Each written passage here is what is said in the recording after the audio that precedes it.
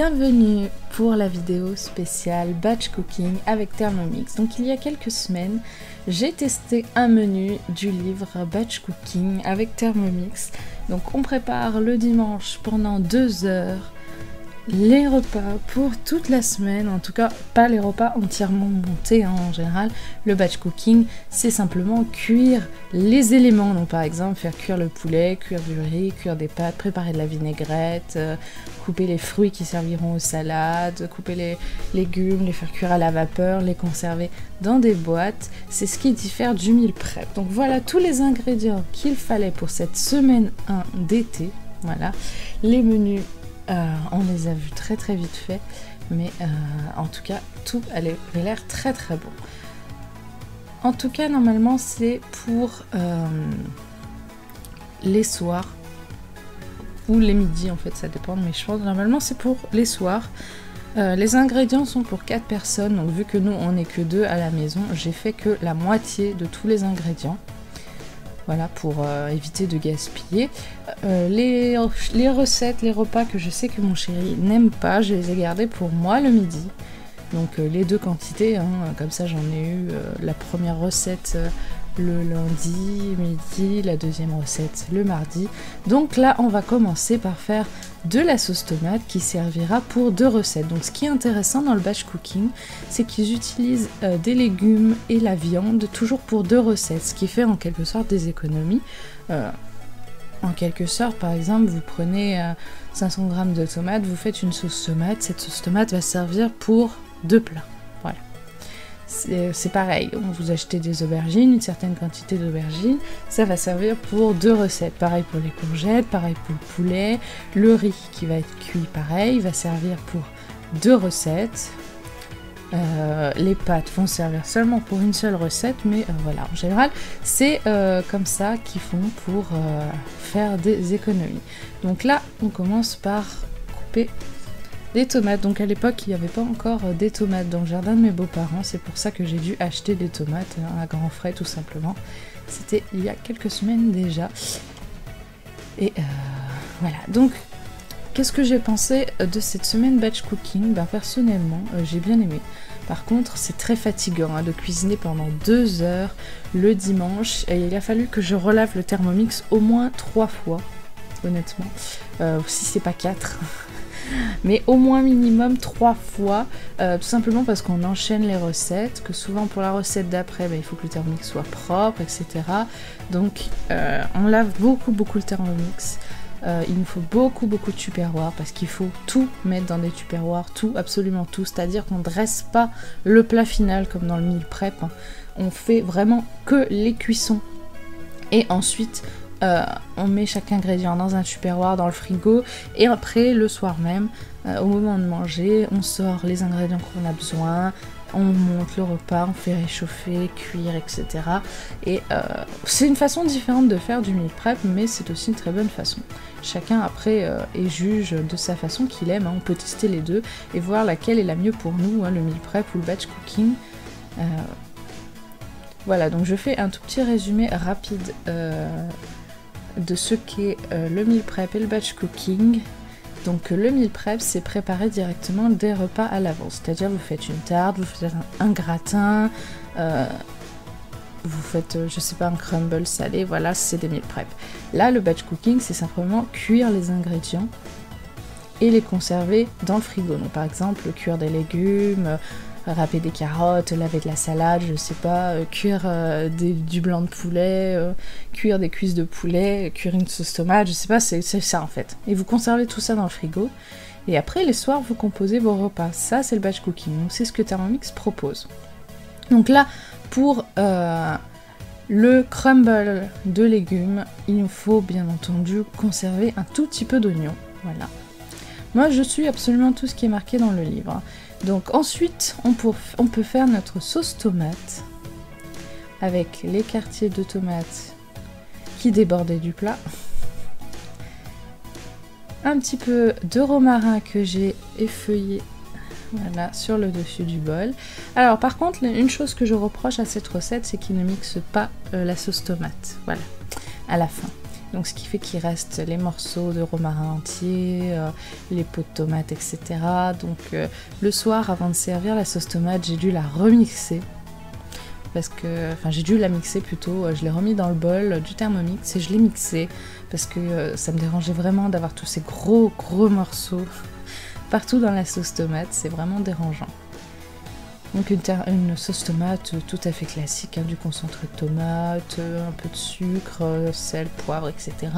Hop, et on cuit.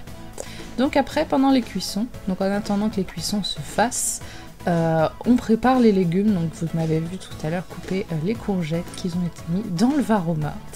Ensuite là on s'occupe des aubergines, donc on va faire une première cuisson de la sauce tomate. Ensuite on va rajouter les légumes par dessus et on va finir de cuire la sauce tomate et on va cuire en même temps les légumes. Donc c'est une chose qui est bien avec le Thermomix, c'est qu'on peut cuire plusieurs choses. Une chose dans le bol, une chose à la vapeur. Voilà. Donc les légumes sont prêts, ils sont dans le Varoma. Donc voilà, là il y a une première cuisson de sauce tomate. Et on va rajouter par-dessus le Varoma, donc les aubergines. Bien sûr, je ne voyais pas où j'allais. Les courgettes. Alors, je vous rappelle que j'ai fait la moitié des ingrédients. Donc, vous imaginez la courgette, la taille qu'elle aurait pris dans le plateau vapeur. Là. Je sais pas s'ils s'en rendent compte. Donc, dans le gobelet jaune, c'est du jus de citron. Voilà, j'ai pressé du jus de citron qui va servir à un peu toutes les recettes. Donc là, je prépare la vinaigrette qui va servir pour la salade. Donc un peu de jus de citron, il me semble qu'il y a voilà, un peu d'huile de tournesol, il y a un peu de ciboulette, et ah oui, il y avait des graines de vanille dans cette vinaigrette. Je me suis dit pourquoi pas, on va tester, hein, j'ai jamais testé, après tout, ça a été une semaine du test, voilà, de l'innovation et des tests. Il n'y a qu'une seule recette que j'ai modifié. Normalement la recette pour le mardi, c'est un tartare de cabillaud je crois, à la pêche, et moi vu que je n'aime pas le poisson cru et que déjà j'ai pas de cabillaud, j'ai pris du saumon et par contre je l'ai cuit. J'ai quand même fait en salade hein, avec du riz et de la pêche comme la recette, mais j'ai fait cuit. Mais c'était très bon. Alors ce sera mon premier test, cette semaine-là a été mon premier test du sucré salé, c'est-à-dire des plats salés avec de la pêche dedans. Et je dois vous dire que c'était vraiment extra. Alors il y a des trucs que j'aime pas, comme par exemple le poulet et le miel. Voilà, j'ai déjà testé, j'aime pas du tout, je sais pas pourquoi. Mais il y a des trucs sucrés salés que j'aime bien. Là, les fruits dans la salade, j'ai trouvé ça vraiment extraordinaire. Ça donne un bon petit goût. Je sais pas, j'ai juste testé, voilà, je me suis lancée, je me suis dit bon, il propose, ça doit être bon, hop on va tester. Donc là on a une pêche blanche et une pêche jaune du coup, la pêche blanche qui a été coupée en lamelles et qui va servir pour le bowl du lundi du coup, pour le bowl avec le riz, les aubergines, le poulet, tout ça, et la pêche jaune qui est coupée en cubes et qui servira du coup normalement pour le tartare de poisson, donc pour la salade. Voilà, tartare de poisson qui est en fait en salade hein, parce qu'il met du riz, de la pêche, de la vinaigrette, il mélange. Pour moi c'est une salade de poisson. Voilà, donc pendant les cuissons on s'occupe des ingrédients froids. Voilà, on émince, on coupe, on râpe. C'est le principe du batch cooking. Donc il y a beaucoup de recettes. Il y a 4 menus par saison. Voilà, ce qui fait au total 4 x 4, 16 menus. Il y a pour tous les goûts, parce qu'honnêtement j'ai regardé absolument tous les menus. Il y a que en été où il y a des menus que j'aime. Les autres saisons, il y a toujours au moins 2 ou 3 recettes qui comportent des choses que soit j'aime pas, soit mon chéri n'aime pas. Donc c'est vrai que c'est très compliqué le batch cooking quand on mange pas de tout. Quand on est un peu compliqué pour manger, qu'il y a beaucoup de choses qu'on n'aime pas, c'est compliqué de trouver des menus. Après, en s'inspirant de ce procédé, on peut très bien créer ses propres menus de batch cooking. Hein. C'est quelque chose que j'envisage pour... peut-être pour plus tard. Hein. Donc là, je prépare du coup le crumble de légumes. Je mets une certaine quantité de courgettes J'étais en train de me brûler, j'arrivais pas à la prendre, voilà. Je mets une certaine quantité de courgettes dans le plat où j'ai mis les oignons que j'ai pris là tout à l'heure. Voilà. Donc moi, dans la recette, hein, j'ai un certain poids que je dois mettre. C'est pour ça que j'ai posé sur la balance. Donc voilà, pour le crumble de légumes, c'est bon. Les autres courgettes vont servir pour le plat du mercredi. Donc on met tout ça dans un tupperware, et donc normalement c'est des courgettes au curry, voilà. Donc je sais pas comment ils ont procédé avec leurs courgettes au curry, mais je vous le dis tout de suite, on n'a pas aimé. Les courgettes ont fini à la poubelle. On a goûté avec le chéri, hein, on a goûté, mais on n'a pas du tout aimé. Je sais pas. Je sais pas pourquoi. Ils mettent voilà, juste le curry comme ça. J'ai suivi la recette à la lettre, hein. Ils cuisent les courgettes à la vapeur, ensuite ils mettent le curry, ils mélangent, ils ferment et au frigo. Et ben on n'a pas aimé du tout, voilà. Bon, au moins on peut dire on a essayé, on a goûté. Je sais que j'aurais dû ouvrir la grosse courgette et enlever les graines, mais j'y ai pensé après cuisson. Parce que moi en général je cuis rarement des grosses courgettes où il y a encore les grosses graines à l'intérieur. En général je fais toujours des petites courgettes où il n'y a pas enlevé de graines au milieu. Donc les aubergines, voilà, on les met là. Pour l'instant on les met toutes dans le tupperware parce qu'il faut d'abord mettre la sauce tomate dans le plat pour le crumble avant de mettre les aubergines. Oui, ils le font dans cet ordre là. Moi de toute manière j'ai suivi le procédé. Donc là vous voyez sur le livre il y a 1, 2, 3, c'est l'ordre de préparation du dimanche. Voilà, c'est tout ce que vous faites le dimanche et il n'y a pas recette par recette. En fait il faut cuire tous les ingrédients pour tous les menus. Donc ça veut dire que si par exemple vous voulez changer un menu, il faut que vous lisiez absolument tout le procédé pour pouvoir voir quelle quantité il faut pour votre recette et l'enlever. Donc c'est pour ça que c'est très compliqué de changer une recette ou d'en enlever une. C'est même impossible quasiment. Parce que tous les ingrédients sont mélangés et préparés en même temps de toutes les recettes. Voilà pourquoi il faut vraiment choisir une recette avec tout que vous aimez. Ok, cuisson d'après. Maintenant que les légumes sont prêts, on va s'attaquer à la cuisson des féculents. Après avoir lavé le bol, tant bien que mal, voilà, j'ai rincé le riz, on le retrempe dans l'eau, voilà, je fais en sorte qu'il soit bien entièrement dans l'eau. Alors je sais pas pourquoi ils mettent de l'huile dans le riz, soi-disant que ça empêche de coller. Pareil que dans les pâtes, mettre un peu d'huile, ça empêche de coller. Moi, après, j'ai entendu comme quoi c'était n'importe quoi. Donc voilà. Mais je suis quand même la recette. Donc on fait cuire le poulet.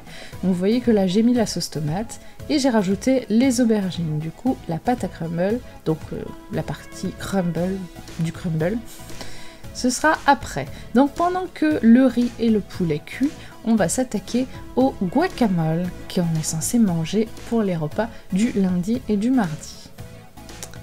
Voilà, donc ça a été mon premier avocat. Donc voilà, ne jugez pas trop. Voilà, les noyaux a sauté dans tous les sens. C'était la première fois qu'on achetait de l'avocat, c'était la première fois que je le triais. Mais vu que j'ai vu beaucoup de gens sur internet trier des avocats, les ouvrir, tout ça, je savais exactement comment faire. Et j'ai sali tout mon livre en même temps. Non, forcément, les noyaux qui sautent dans tous les sens, ça aide pas pour garder le livre tout propre.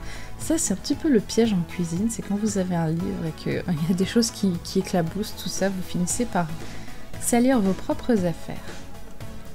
Donc malheureusement, le guacamole n'a pas été ce qui était attendu, c'est-à-dire qu'il y avait beaucoup de jus de citron dans la recette, ce qui en fait masque le goût de l'avocat.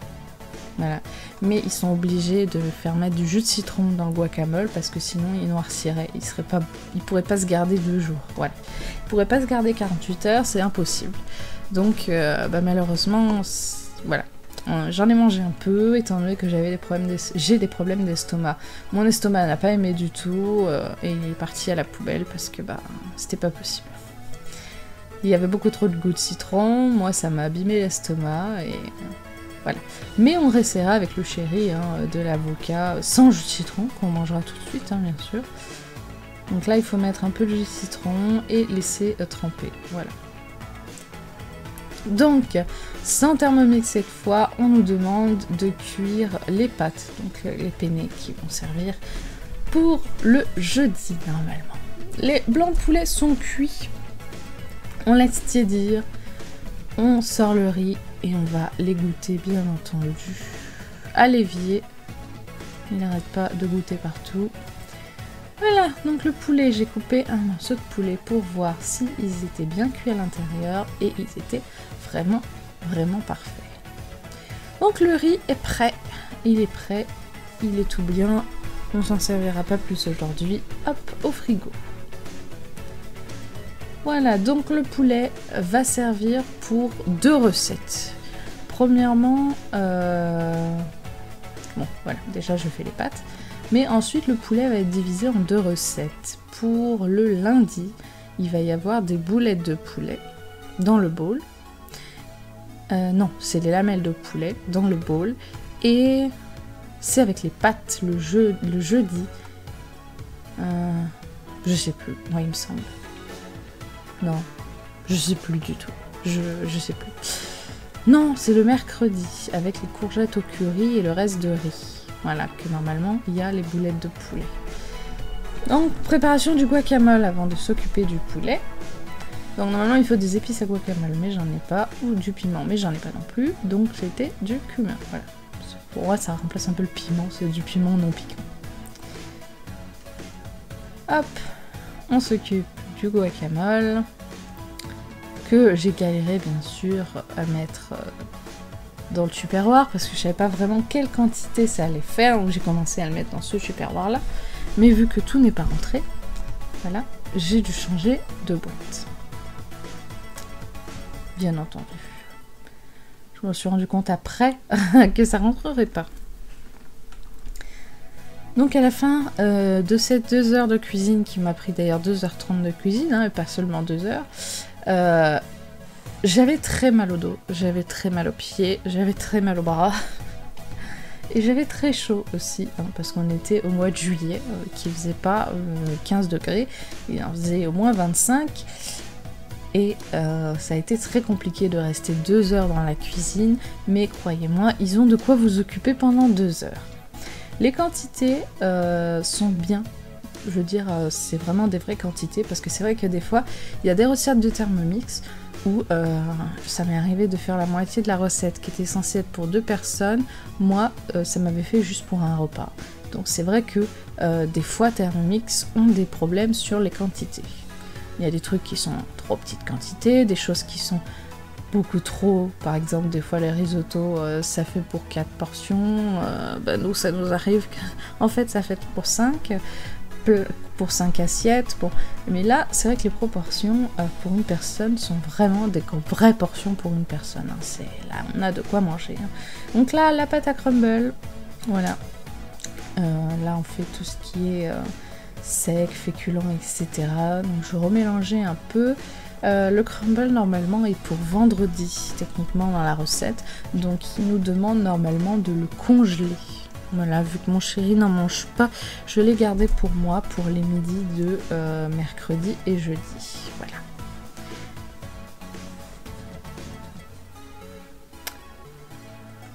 Donc là, on va s'attaquer aux boulettes de poulet qui seront du coup pour le mercredi soir. Un peu d'oignon.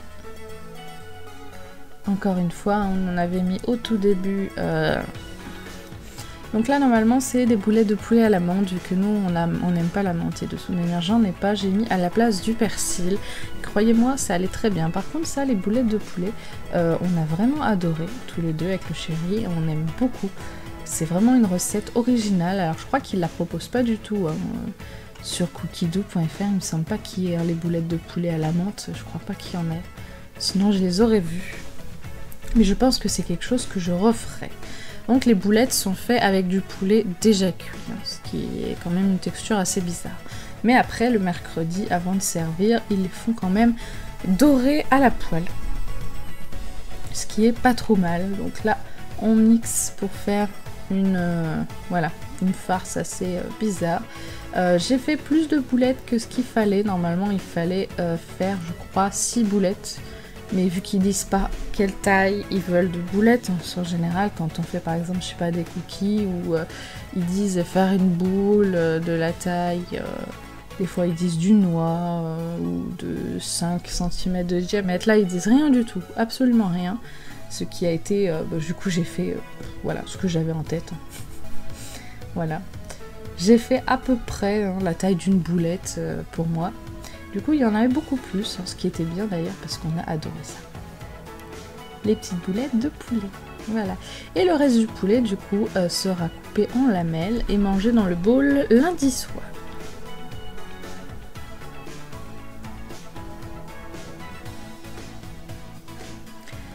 Donc quand même, parmi la semaine qui était prévue, extrêmement prévue et détaillée, j'ai eu quand même des imprévus, parce que du coup ma maman est venue manger, voilà, comme par hasard, le mardi midi. Du coup, j'ai dû remettre à plus tard ce qui était prévu pour le mardi midi, et j'ai dû recuisiner autre chose. Ça, c'est vraiment quelque chose qu'on ne peut pas prévoir, c'est les gens qui viennent manger chez vous à l'improviste. Voilà. Mais bon. Toujours est-il que ce sont des choses qui se conservent très bien, qui n'ont pas traîné au frigo du tout. Voilà les boulettes de poulet. Une fois qu'elles sont faites, on n'a qu'à fermer et mettre au frigo. Alors ce qui est compliqué après avec ces menus comme ça, c'est qu'il faut bien sûr beaucoup de tupperware. Alors normalement il en faut 11. Moi du coup, vu que je n'ai pas acheté de poisson frais, que mon poisson était déjà au congèle, il m'en a fallu 10. Ce qui est compliqué, c'est qu'on ne sait pas à l'avance la taille qu'il faudra. Et aussi, il faut un frigo assez gros pour pouvoir rentrer 10 tupperwares de taille différentes. Il faut vider assez son frigo aussi pour ça. Voilà, les boulettes de poulet sont prêtes. Maintenant, je vais couper en lamelles le reste de poulet que j'ai dans le Varoma. Et tout ça sera bon pour la viande. Voilà. Donc pendant que je cuisinais, j'ai écouté des podcasts. Voilà, ça occupe pendant 2 heures à cuisiner. Si vous essayez vous aussi ces menus batch cooking, n'hésitez pas à vous occuper, à mettre sur votre tablette ou votre smartphone une série, à écouter de la musique, à écouter des podcasts. Donc voilà toutes les préparations qui ont été faites, qui vont être conservées au frigo jusqu'à le moment de les manger. Donc voilà les 2 seules choses que je n'ai pas utilisées, qui seront utilisées uniquement le jour où elles devront être utilisées. Donc recette faite pour le mardi soir, que je mange le lundi midi, tout simplement parce que le chéri n'aime pas. Donc c'est normalement du tartare de poisson. Donc c'est une salade avec du riz, du poisson qui normalement est cru, de la pêche jaune et une tartine de guacamole. Voilà. Qui a été vraiment excellent, très bon, très grosse surprise. Le lundi soir, donc c'est le bowl poulet, avocat, riz, pêche et aubergine, qui a vraiment été super bon. Donc le chéri lui a pris que du riz, du poulet. Voilà. Donc j'en avais fait un tout petit peu plus de poulet pour lui, exprès, parce que je sais que cette quantité-là, lui, ça lui suffit pas. Mais voilà, je me suis vraiment régalée. Donc le mercredi, normalement le mardi midi, je devais manger ça, mais vu que j'ai eu de la visite, ça a été mangé le mercredi midi. Voilà, la deuxième partie du tartare de poisson, qui en fait n'est plus un tartare de poisson une fois que le poisson est cuit. Le mercredi, du coup, c'est les boulettes de poulet aux herbes, la courgette au curry avec le riz. Voilà. Tout était très bon, sauf la courgette au curry. Moi, j'en ai mangé la moitié et le reste est passé à la poubelle. Et le chéri a goûté, on n'a pas aimé et hop, poubelle. C'est dommage. C'est dommage, mais c'était pas bon du tout. À revoir cette recette. Donc le jeudi midi, je me suis fait du coup la recette de vendredi, qui est le crumble de légumes d'été, qui était vraiment excellente. Donc vu qu'il n'y avait pas de viande de prévu dedans et que je voulais quand même un peu de protéines, je me suis fait des œufs au plat à côté. Voilà. Et pour finir, le jeudi soir, les pâtes à la sauce tomate. Normalement, il faut des tranches de lard et de la mozzarella. Moi, j'ai fait des lardons, donc on avait tellement faim que j'ai oublié de filmer l'assiette. Mais en gros, ça ressemblait à ça, sauf avec des lardons à la place de la tranche de lard. Voilà pour cette semaine batch cooking, je vous laisse. J'espère que ça vous a plu. N'hésitez pas à venir discuter avec moi en commentaire. Salut!